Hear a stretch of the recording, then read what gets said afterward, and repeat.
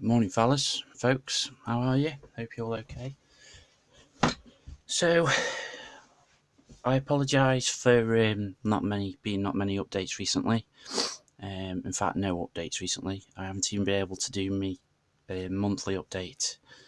As usual, health, but my mother's had a new hip, so she's been in hospital. So I've had to do her care and look after her and that, and the operation didn't go right, and she had to go back in 3 times for surgery and that. So by the by, these things happen. So anyway, at long last, I'm back at been doing bits. My mojo's wavering again as well at the minute, whether or not that's because I've just been ill and just not, being a bit busy and all that type of thing. I sort of look at the kit and that and just go, blah, just can't be bothered. And it really annoys me when I have these sort of phases, because I don't want them. I want to be able to be, prolific and keep building like half of you guys out there are, but it just doesn't seem to happen for me. Anyway, so just do an update on the buddy build between me and Glen. Glen's cracked on with his Panthers, with his buddy build. He's doing a couple. He's doing one out of the box, completely out of the box, and he's doing one with loads of the goodies. I've just doing the one, and then I'm going to add it onto a bit of a Diorama Base. Mine's going to be mainly the tank, and then figures galore, which I really didn't want myself to do, but I've sort of been adding. I thought, oh, that'll look good. Oh, that'll tell the story more. Oh, that'll be good as well. I can add him into the story too. And lo and behold, I've got about, well, I can't think. I've got a horse and numerous figures. And when I say horse, I did say horse, and you'll see why. So let's have a look at the kit first, and then I'll show you all the extras and the base of where we got with the base. So this is the kit that we're building. Glen's building the steel-wheeled version, but I'm building this one, and I'm hoping to be building the Barkmann, Ernst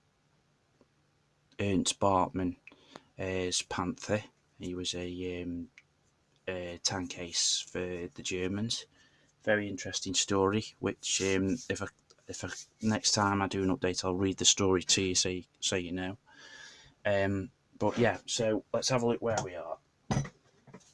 So this is where we are with the vehicle. I've got 2 massive thank yous to say. First one is to Alan. Alan sent me, very kindly sent me some Panther Fruil Tracks in the mail, which I was really chuffed with. Thank you ever so much, Alan. So kind. After I said in my last video, never ever built any, and yeah, he's sent me some through, which was very kind of him, and he's also sent me a resin figure through of a modern British soldier. So I shall be adding that to a diorama soon. And then Glen Halidon, who I'm doing the build with, also sent me a pack of Fruil Tracks through the post. So thank you ever so much. So these are, I thought I'm going to save Allen's because they've sort of got the plastic over them to save. So I'm saving Allen's and using Glen's for this build. But I have got a couple of other Panthers in the stash, which these will go well with. So thank you ever so much. And Glen has also sent me these, which are the side fenders, which are to go down the sides here. I was commenting in my last video that I wanted, I was going to possibly buy the side fenders, because I'd like to just add a bit of, bending to them and damage. So that's what I'm going to be doing. But thank you so much, Glen. That's really good of you. Thank you. And you, Alan. That's really good of you. Thank you so much. So yeah, my first taste of Fruil Tracks. Apart from having numerous holes in my thumb and my hands looking like I'm a proper welder by the end of it, they're fantastic. They are absolutely brilliant, and apart from the price tag, they're absolutely fantastic, and I will be buying more. But I mean, if you just look at that, they just operate like proper metal tracks. The wheels are attached by white glue because I just wanted to get the tracks all done and dusted so I could measure them up and attach them. I got a aftermarket set for the vents, and I've got a metal barrel that I had in the stash already for the MG at the front. Those of you that are eagle-eyed will notice I've not added any of the tools on. I'm going to be adding those, painting those separate for a change, and changing what I always do.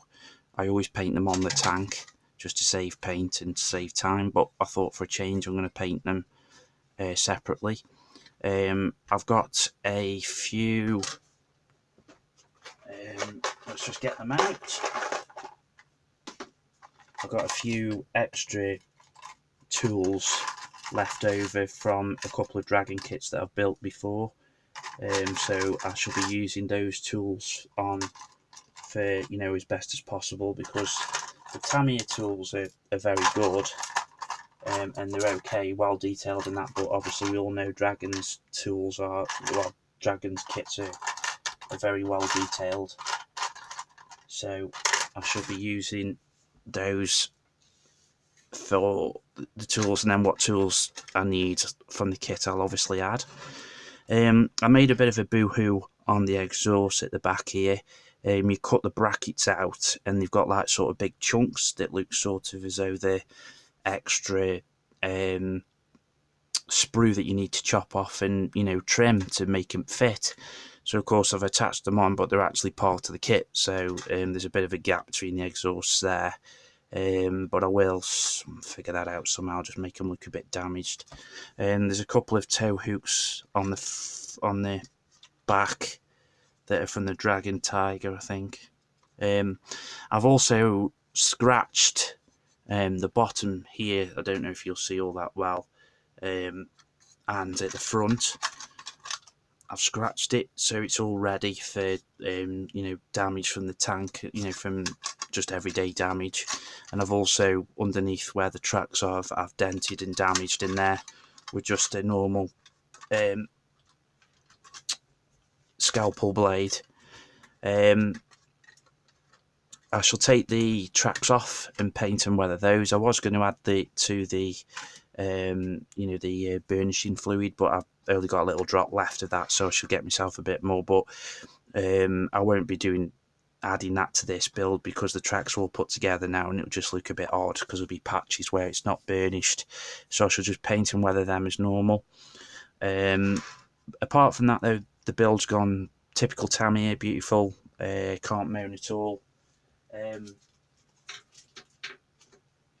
I've constructed the metal barrel ready to attach to it.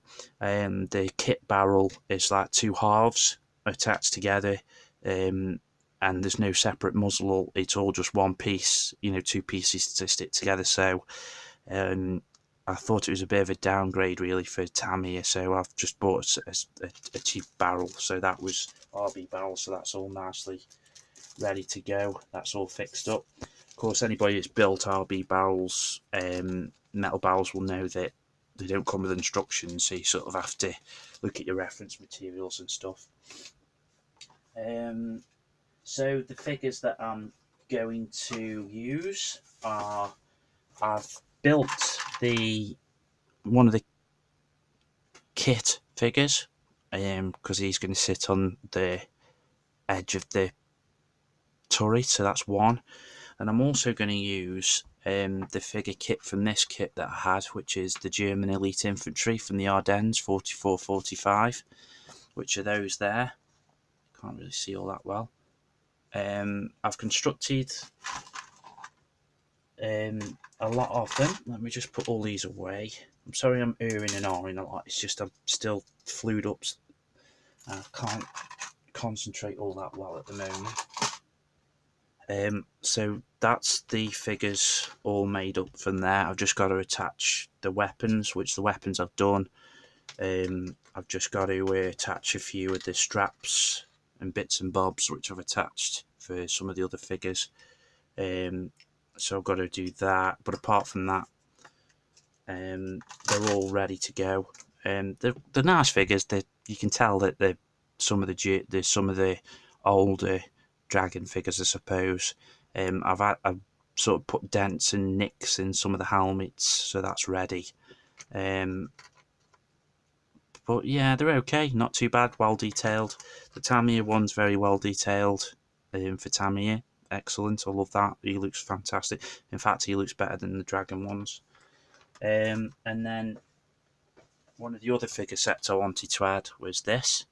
Because I've always got, when I think of the Ardennes, I always think of Band of Brothers, and that little scene at the beginning where the Germans trying to ride off from the Americans on the horseback, and I just love that part. So I've wanted these two figures. So I've done the horse. That's all made up ready. I've just got to add, which is all made like the sacks and that go across, with some of the bits and bobs. The straps are all done, and I've done the reins for him, so that's all done. I've just used some thin Tamiya tape. The figure is done. He's in white as well, which I've not seen Tamiya plastic white before. Not anything I've done anyway, so he sits very nicely. And then here's the infantry soldier, which is all nicely detailed. So of course they'll be having a bit of a briefing, and then the other ones I want to do are, I'm just going to use one from this set, which I'm thinking of the commander here, and I was thinking of perhaps one more just sitting in one of the front hatches of the tank, but I've closed the hatches up, so there's no point in doing that. I was thinking of actually possibly using him instead of this one here, just so he could be sitting on perhaps the edge of the tank, listening to the briefing that they're all doing, getting ready for the next instructions, so to speak. Let's put them away just to make some more room, and then I'll show you the last set of figures that I'm adding on. The last set of figures that I'm going to be adding are going to be these.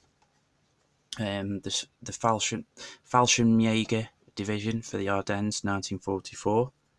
So there's 4 figures, and they will be sitting on the back of the Panther, just getting a bit of a breather. I'm going to make one having a cigarette, and I'm going to put like a brew or a cup in another one's hand.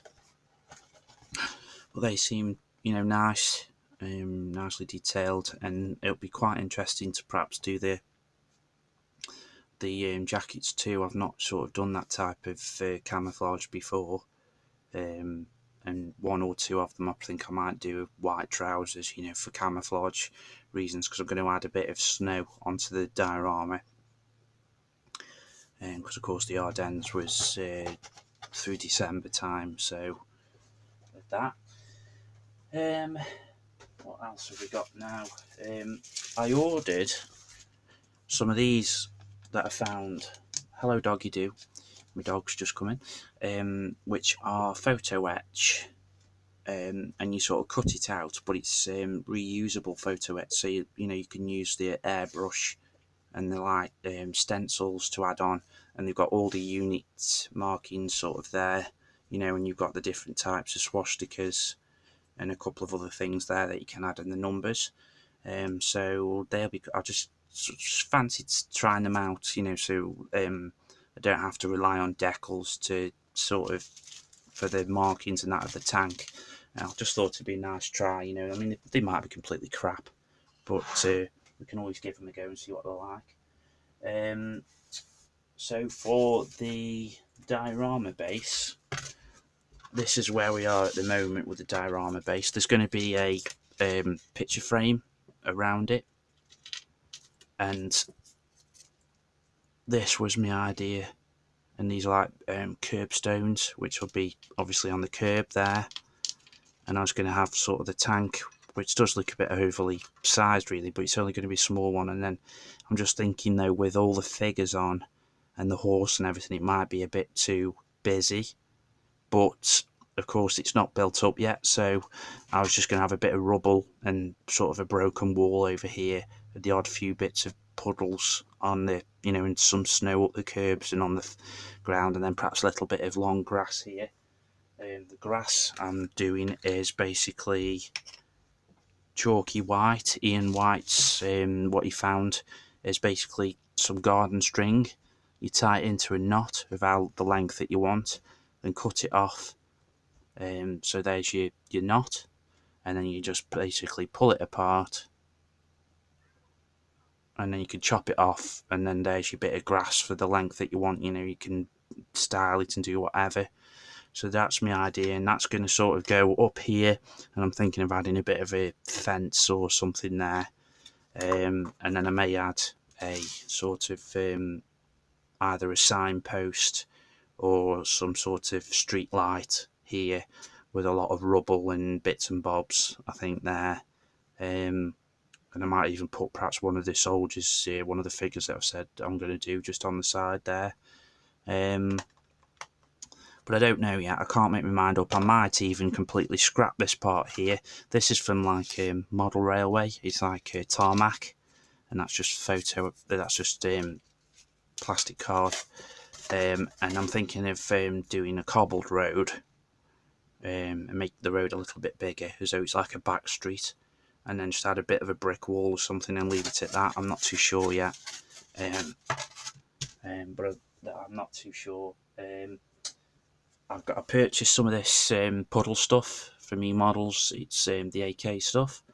I want to add a few bits of that there, and then I'm going to try and see if funds allow this month and get some of the new AK, you know, the weathering bits, the diorama bits for the snow. Just try some of that and see what it's like, because everybody that's tried it seems to say it's okay.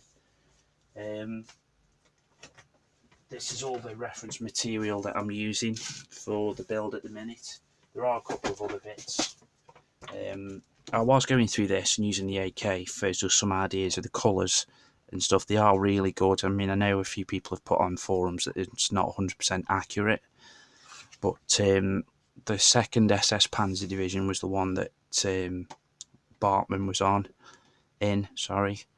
So I should just possibly get a few of the colours from there.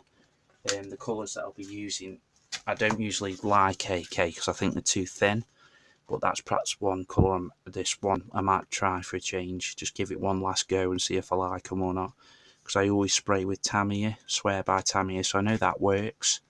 So there's no, you know, nothing wrong with giving something else a bit of a try, see if that works or not. Give them a go. And then the other bits of books I'm using are, of course, this one, the Panther.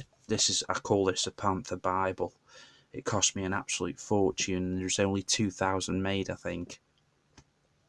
But it's brilliant. It's helped me so much so far, and I have done a book review of this. If anybody looks at flipping the lid, flipping the page on the others on this channel, looking through this, which is the Osprey books. I love my Osprey books. They're very good. Battle of the Bulge, of course. For that.